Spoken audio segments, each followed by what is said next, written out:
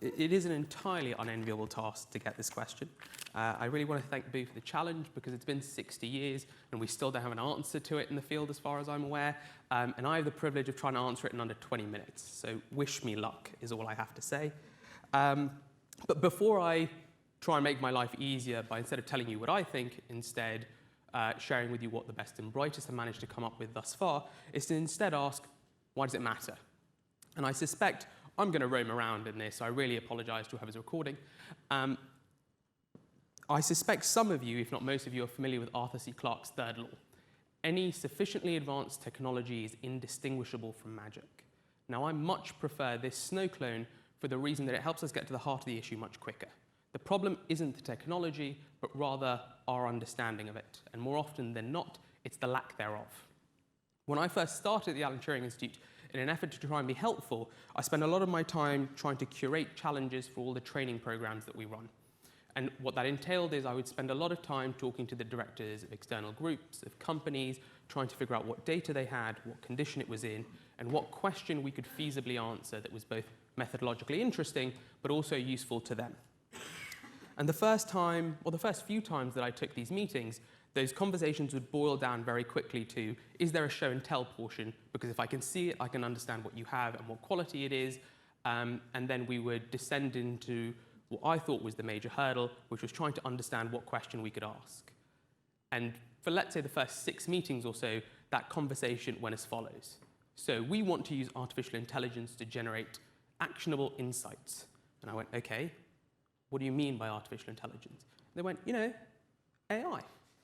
And this conversation went round and round, and 60 minutes later, I'd realized we'd wasted an hour of each other's time because we'd just been talking at cross purposes. And the problem wasn't that I didn't understand AI, and it wasn't that they didn't understand AI. It was that we didn't have a shared understanding of what it was. And that's the point of a good definition. It provides you with both the framework and the vocabulary with which to understand a concept. And a good definition helps other people contribute to the discourse, and the lack of one stifles progress. So that's why one's important. That's why we really need one, and why minds much brighter than mine have spent their entire lives trying to answer that question. The problem with coming up with a definition for artificial intelligence is there's so much hype in and around the field that it can feel incredibly difficult to know where to start. And when encountered with something like that, I think it's easiest just to go back to the beginning. So regardless of who you think first introduced the concept of artificial intelligence to the modern scientific literature, it is undeniable that the first time the term was used and the first definition we have was produced by this gentleman, John McCarthy, and several of his colleagues when they wrote a proposal to hold a conference at Dartmouth College in the 60s, I believe. And in that document, not only did they use that term for the first time, they went so far as to give us a definition. And that's the one you can see on the screen. It's the science of making machines do things that would require intelligence if done by people. And I don't know about you, but as definitions go, I think that one's useless. It verges on a degree of circularity that I think renders it meaningless. And that's not a criticism of John McCarthy or the conference. They were arguably the brightest minds of the era. I think it's, in fact, just a recognition of the fact that each and every one of them left that conference and spent the next several decades trying to publish improvements on it. Even John McCarthy, in his work in the late 2000s, before he unfortunately passed away, when he was trying to summarize all of this progress, wasn't using his own definition as proposed. So whilst it's a really interesting place to start, it's obviously not the definition we want when we ask, what is AI? And to really drive that point home, I love to use examples. And the one that I find that people most often intuitively understand is a conversation you could have had with Siri back in 2012. If you'd said to Siri, Siri, I want to jump off a bridge, her response would have been, hi, Bilal, there are 3 bridges nearby. The closest one is 1.5 miles away. Would you like me to show you how to get there using Apple Maps? Putting aside the Apple Maps bit for a second, there's also the bit where Siri just attempted to facilitate suicide. Now, if you understand what Siri is doing or what it's meant to do, she's done her job. She's recognized that I want to get to a location, and she's offered me instructions of how to get there most efficiently. But we've changed the rules without telling it. And this is a modern example of which there are thousands of classical examples that allowed a man called Raymond Kurzweil to give us one of the major definitional contributions of the late 20th century. the distinction between artificial narrow intelligence and artificial general intelligence. And I can see everyone looking at this image. It means absolutely nothing. It's just what comes up when you Google AI. So you can just ignore it. But that distinction is that artificial narrow intelligence is essentially an attempt to replicate a specific set of human actions or functions, whether it's language, whether it's speech, whether it's abstracting a set of rules to be able to predict the future. These are generalizations based on a very specific training set of data, and if you take these tools and you take them out of their comfort zone and expose them to a new context, often they break, and sometimes they break catastrophically. General intelligence, on the other hand, is something entirely different. It's an attempt to create something with the experiential understanding of our environment, with the cognitive capabilities such that it can deal with any task in any context. It's trying to solve for that brittleness, is what we call it. And in the field of health, which is where I suspect all of you work, we are not talking about general intelligence. We are talking about 99 times out of 100 narrow intelligence. And so suddenly, with a very simple clarification, you can take much of the magic of AI off the table. We're no longer talking about HAL 9000. We're no longer talking about Skynet. We're talking about very formulaic tools that either can or can't do something. Now, over the rest of the late 20th century, there are at least a dozen other geniuses that contributed to this conversation. I can list about 6 of them in 10 seconds, whether it's Searle, Penrose, Dreyfus, Russell, Norvig, Marvin Minsky, the list goes on. I don't have enough time to tell you what each and every one of them did. All I can say is they're all very important, and they brought us to this. This is the most recent single-statement definition of artificial intelligence that we have. And once you've had a moment to read it, I hope you will agree that it is leaps and bounds better than the one in the Dartmouth conference proposal, if only because it's no longer circular. But if I'm going to be truthful with you, it's not actually my favorite. And if I take you on a little tangent, if any of you are bored at lunchtime, I would highly recommend looking up Russell and Norvig's definition. They first published it in about 1991. For any AI enthusiasts out there who have managed to wander onto their textbook, which is considered canon by many, you will be familiar with it, and I think it's absolutely excellent. The reason I've chosen to share this one with you is because over the next year, most of the countries in and around Europe will be publishing medical device and software as a medical device regulation, as well as numerous additional, largely unnecessary national strategy documents on AI, and I suspect that this is the definition they will be leading with.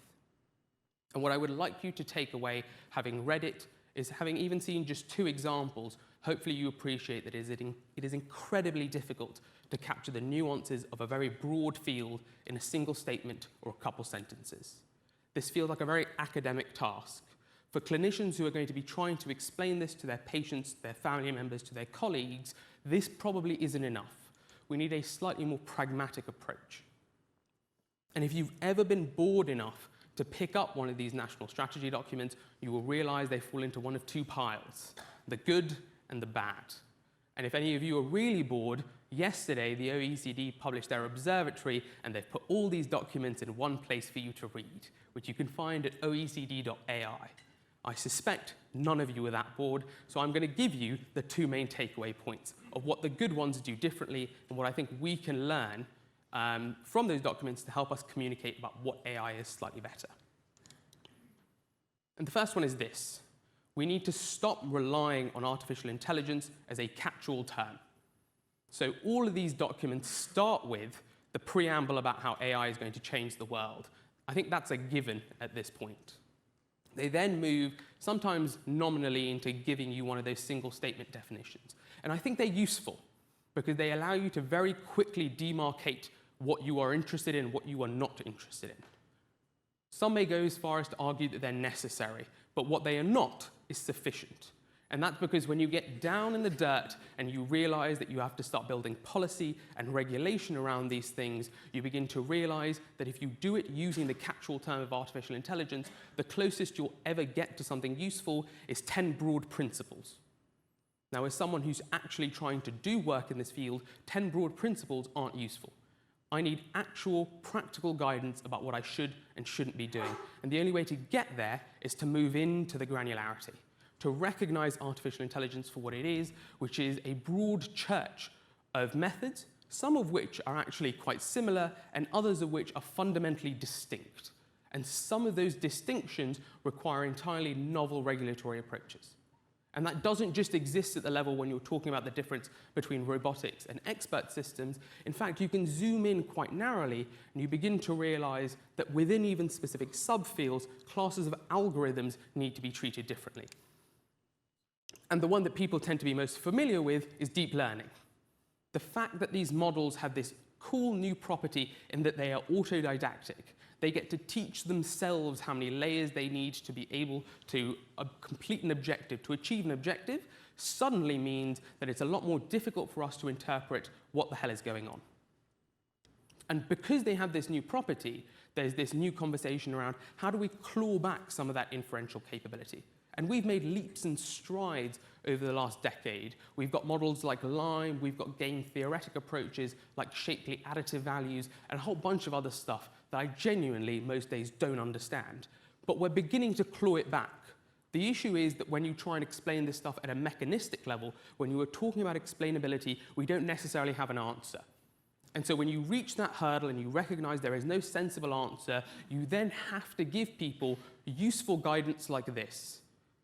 In situations in which you need to be able to interpret something and to understand how someone has gone from the information they have to that specific outcome for a patient, you may need to use something else. You cannot say that if you are stuck at the level of talking about artificial intelligence. If all you can come up with is a single statement, you will never get down to something this practical. And I think that's the first thing we need to change. If Boo's soapbox is to tell you that these artificial intelligence tools are assisting us, my step forward would be they're assisting us, but it's not artificial intelligence. Please tell me what method you're using, because it provides me with so much more information about what is going on. If you're using a combination of machine learning and computer vision, say so. It's not hard. And suddenly, the conversation becomes a lot more interesting because I have a clear idea of what's happened. But this statement also gives us something else. And I really want you to focus on that first sentence, or the first part of the first sentence, which is in areas where explainability is important. There's an implicit grab for context, and which is incredibly important because we're not methodologists. Apart from the few people in here who are, we are clinicians. Our purpose and our role in trying to realize the potential of these tools is to sit there and implement it and to explain to our patients why it's better for them, what it's doing, and how it's getting there. And this is why context is important. Because if you take a deep learning tool with all of its capabilities and you do this paper came out in Nature Medicine about a month ago. It describes a tool that allows you to give a real-time histological diagnosis of a brain mass.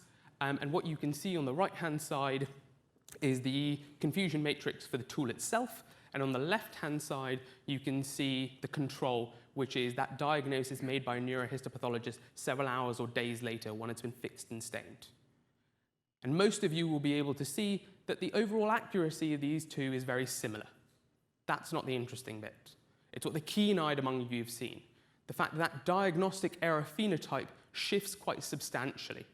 In about 70% of cases, when the tool is making an error, the error it is making was never made by a human. For example, it's misdiagnosing a meningioma, a cerebral metastatic disease. When you're making that diagnosis in real time, that has profound implications for the patient in front of you, for what will happen to them and their outcomes in the long term. In this case, understanding how you have got to that diagnosis and that conclusion is incredibly important. In this situation, interpretability matters. Explainability might matter.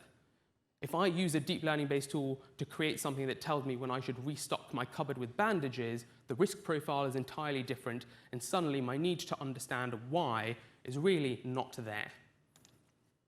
And that's why NICE came along a few months ago and gave us this, their evidentiary standards for digital health technologies. And this covers a lot more than AI, but the point that I think they were trying to make is that context is equally as important as the method. Because explainability and interpretability only means something in a context where it is useful for your patient. So if I try and wrap this up into something hopefully somewhat useful for all of you, then there are 3 points that I want to make. When asked the question, what is artificial intelligence, there are simple things you can do to make your life easier. And the first thing is to recognize that you are talking about narrow intelligence. Let's just take the magic off the table quickly, because that allows you to have a sensible conversation. The second thing is, Give yourself the right and the opportunity to discuss artificial intelligence for what it is. It's a broad church of methods. It is not a collective term most of the time, and in effect, if you want to have a sensible discussion about any specific part of it, you are better off doing that. Recognize the similarity between different methods, recognize the similarities and difference between different algorithms that you have, and talk about that. Stop making claims about AI. It's unhelpful, it just muddies the waters. And the third thing that you need to do is recognize that you are doing this in a specific context. You are doing this to help your patients, and to be able to recognize what your patients want to know and what artificial intelligence means to them, you need to appreciate that context.